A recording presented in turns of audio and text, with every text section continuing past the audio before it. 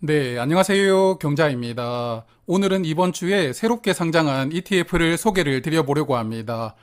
종목 이름은 에이스 미국 빅테크 탑7 플러스인데요. 이번 주 화요일에 상장을 했으니까 상장하고 오늘까지 3일이 지나갔습니다. 미국 시장에 투자를 한다면 매그니피센트 7이라는 용어를 자주 들어보셨을 텐데요. 글로벌 시장을 주도하는 빅테크 7개 기업을 지칭하는 용어라고 합니다. 60년대의 서부 영화 중에서 아주 유명한 작품이었던 황야의 7인이라는 작품이 있습니다. 자, 여기 포스트 보시면 카우보이 7명이 있죠. 이 작품의 영어 이름이 매그니피센트 7이었다고 합니다. 인공지능이라는 무기를 기반으로 새로운 세상을 주도하려는 빅테크 7 기업이 마치 서부 시대를 연상하게 만들어준다고 해서 이런 용어가 사용이 되었다고 합니다. 매그니피센트 7이라고 부르는 글로벌 빅테크 기업들은 굉장히 친숙한 기업들로 구성이 되어 있는데요. 애플, 마이크로소프트, 구글, 아마존, 엔비디아, 메타, 그리고 테슬라로 구성이 되어 있습니다. 현재 미국 나스닥 시장을 주도하는 기업들입니다. 지난 1년 동안 나스닥 시장은 가파르게 상승을 했는데요. 나스닥 시장의 주인공이었던 엔비디아는 최근 1년 동안 주가가 200% 넘게 올랐습니다. 그리고 미국 시가총액 1위 기업인 애플도 지난 1년 동안 주가가 12% 상승하였더라고요. 그래서 빅테크 기업들을 보면 주가가 이미 많이 오른 것이 아니냐 생각하는 분들이 있으시죠. 하지만 주식이 보통 오르는 종목이 더 올라가는 희한한 법칙을 가지고 있습니다. 그래서 많이 올랐으니까 이제 그만 오를 거야. 이런 생각이 들 때마다 주가가 점프업을 하게 되는데요. 그래서 주가가 많이 내려간 종목을 매수하기보다는 차라리 꾸준하게 올라가는 종목을 매수하는 게 투자 성공 확률이 더 높다고 생각을 합니다.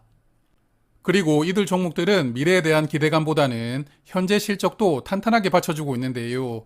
나스닥 100지수에 포함된 100개 종목 중에서 2019년도에는 빅테크 7, 이 기업들의 매출액 비중의 합이 28.7%였다고 하는데요. 그런데 올해 8월에는 34.1%로 늘어났거든요. 그래서 나스닥을 대표하는 100개 종목 중에서도 실적 성장세는 더욱 도드라진다고 생각이 됩니다. 자, 그리고 챗 GPT가 올해 등장하면서 인공지능이 정말 우리 가까이 왔구나 라는 것을 저는 많이 느꼈는데요. 엄청나게 학습된 인공지능 기술 때문에 정말 미래가 크게 바뀔 수도 있겠다는 생각이 들었습니다. 챗 GPT가 등장하면서 바야흐로 생성형 AI 기술의 시대가 열리는 원년이 되었다고 생각을 하는데요. 마이크로소프트가 집중 투자를 했던 챗 GPT가 나오자마자 다른 빅테크 기업들 발등에 불이 떨어졌습니다. 그래서 다들 생성형 AI 기술을 개발하는데 본격적인 자원을 투입하기 시작하였는데요. 일단 빅테크 기업들이 그동안에 돈을 엄청나게 벌었습니다. 그래서 현금 보유량이 정말 어마어마한데요. 이렇게 쌓아둔 현금을 기반으로 구글과 메타, 마이크로소프트는 분기당 R&D 투자 규모가 10조 원 이상을 투자를 하고 있다고 합니다. 우리나라도 네이버를 비롯해서 주요 기업들이 인공지능 기술을 개발하고 있지만 이 기업들 투자 규모를 듣고는 정말 천조국 클래스가 틀리다고 생각이 들었습니다. 자, 그리고 이런 현상을 저 멀리서 지켜보던 빅테크 대장님이 하나 있죠. 애플도 최근에 AI로 한판 붙어보자고 선언을 하였는데요. 여기도 현금이라면 서러울 정도로 많이 가지고 있으니까요. 인공지능 기술을 가지고 있는 유망한 기업들을 대거 인수를 해서 격차를 단숨에 따라잡겠다는 생각과 함께 자체적으로도 초거대 언어 모델을 직접 개발하겠다는 비전을 선포를 하였습니다. 리서치 자료를 보니까 글로벌 인공지능 시장이 향후 10년 동안 연평균 19%씩 성장한다고 전망을 하였던데요. 그래서 10년 뒤 2032년에 현재 대비 규모가 5배 증가한 2조 5천억 달러, 한국 돈으로 3,300조 원 규모의 시장으로 성장한다고 전망을 했습니다. 사실 이런 리서치 자료처럼 시장이 성장하는 경우가 잘 없기는 한데요. 여하튼 그래도 시장 규모가 3천조 원이라면 규모가 엄청나잖아요. 그러다 보니까 빅테크 기업들이 천문학적인 투자 비용을 지금 쏟아붓는 것 같습니다. 자, 그래서 미국 빅테크 기업들은 엄청난 현금 자산을 기반으로 대규모 투자를 집행을 하고 있는데요. 또 하나 주목해야 되는 점이 주주 환원입니다. 주주 환원을 계속 강화를 하는 추세인데 현금 배당도 하고 있지만 인상적인 부분이 자사주 매입과 소각입니다. 애플, 구글, 아마존, 메타, 마이크로소프트 5개 회사는 최근 5년 동안 자사주를 7,750억 달러치 매입을 했다고 합니다. 저는 달러가 바로 원화로 환산되지는 않는데요. 그래서 네이버 계산기에다가 7,750억 달러를 입력해보니까 한국 돈으로는 약 1,026조 원이었습니다. 참고로 국내 시가총액 1위 삼성전자가 보통주와 우선주 합쳐서 시가총액이 약 500조 원 정도 되거든요. 삼성전자에 시가총액 2배 규모의 돈을 투입해서 주식을 매입하고 소각하는 데 사용했던 것입니다. 그래서 나스닥 100 지수에 포함된 100개 종목 중에서 빅테크 7개 종목의 시가총액 비중이 19년도에는 약 50%였는데요. 올해 8월에는 60%로 늘어났습니다. 회사가 성장하는 것뿐만 아니라 자사주 매입과 소각도 엄청난 규모로 했으니까요. 나머지 93개 종목들보다 주가 상승폭이 더 컸다고 볼 수가 있는데요. 그래서 이런 적극적인 주주 환원 정책도 빅테크 기업에 투자를 해야 되는 주요한 이유라고 생각을 합니다. 자, 그러면 왜 투자를 해야 되는지 근거에 대해서는 충분히 말씀을 드렸으니까요. 이번에 상장한 종목들에 대해서 간단하게 파악을 해볼 텐데요. 지금까지 말씀드렸던 미국 빅테크 7개 기업에 투자를 하는 종목하고 해당 종목을 레버리지, 인버스로 투자하는 총 3종류의 상품이 상장하였습니다. 미국 빅테크 기업 중에서 시가총액 순위로 1위부터 10위까지 총 10개 종목을 투자를 하는데요. 1위부터 5위까지는 각 15%씩 동일 비중으로 투자를 하고요. 애플과 마이크로소프트, 구글, 아마존, 엔비디아가 해당됩니다. 그리고 6위와 7위는 10% 비중으로 투자를 하는데요. 여기는 테슬라와 메타가 해당이 됩니다. 그래서 이런 7개 기업에게 95% 비중으로 집중적으로 투자를 하고요.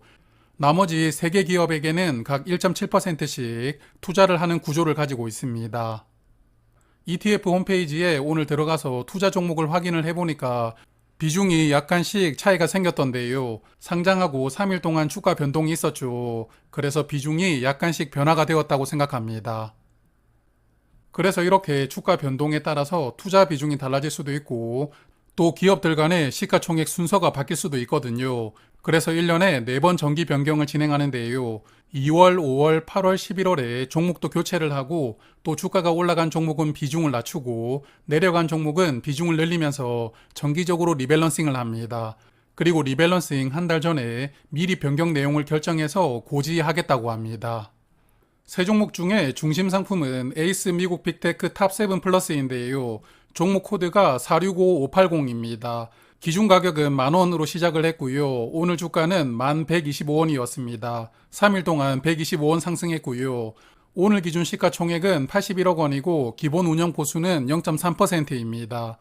그리고 환율 변동이 주가에 영향을 주는 환노출되는 상품이고요. 분배금은 따로 지급되지 않는다고 합니다. 그리고 빅테크 탑7 플러스의 수익률을 2배로 추구하는 레버리지 상품은 코드 번호가 465610이고요.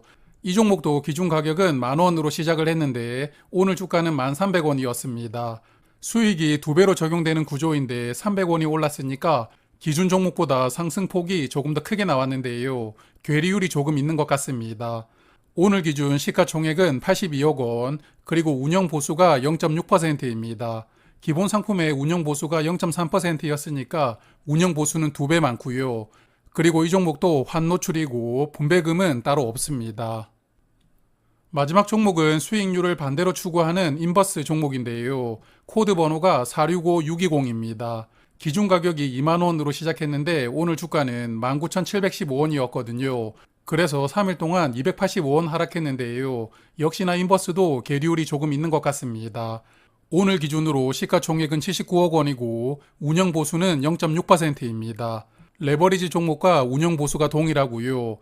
그리고 마찬가지로 이 종목도 환노출, 그리고 분배금은 없습니다.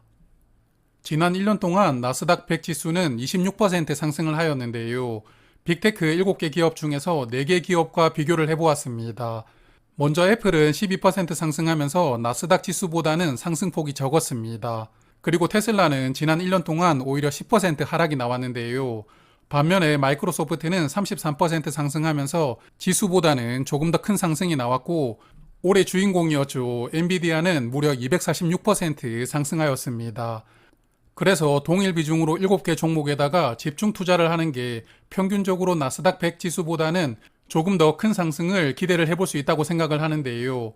하지만 무조건 지수보다 더 큰 상승을 약속하는 것은 아니죠. 그래서 상황에 맞게 잘 판단하시면서 투자를 하셔야 될 것 같습니다.